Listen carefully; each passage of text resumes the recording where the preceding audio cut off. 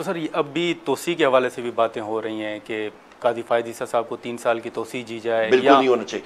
जो आइन और कानून में है वो फॉलो करना चाहिए। तोसी किसी की किसी स्टेज पे नहीं होनी चाहिए। आइन और कानून जो कहता है उसको फॉलो करें। और अगर इस तरह की कोशिश होती है तो फिर पीटीआई का क्या है? हम लोग जी आइन और कानून को फॉलो करेंगे।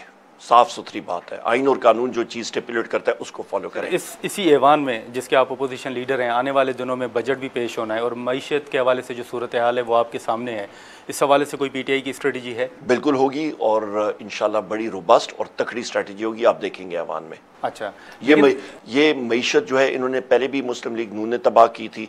6% ग्रोथ रेट से मईशत बढ़ रही थी। पाकिस्तान तहरीक इंसाफ के दौर में 0.3 पे 0.3% पे ले आए थे, नेगेटिव पे, और इस साल भी हार्डली ये मईशत ग्रो करेगी। कर्जे आपके चढ़ रहे हैं। आपको बाहर से बैरून मुल्क से जो आपने रिसोर्स मोबिलाइजेशन करनी थी वो हो ही नहीं। टारगेट $8 अरब था, तकरीबन $7.8 अरब ये कलेक्ट कर सके हैं अभी तक। बकिया ये नोट छाप के मुकामी डोमेस्टिक मार्केट। लेकिन सर IMF के साथ मुआहदा हो गया है, इस मुआहदे को आप तस्लीम करते हैं? IMF से जो मुआहदा हुआ है वो हुकूमत ने किया, उसका अपोजिशन या किसी का वो नहीं है, और ये खुमियाजा ये खुद इनको भुगतना पड़ेगा।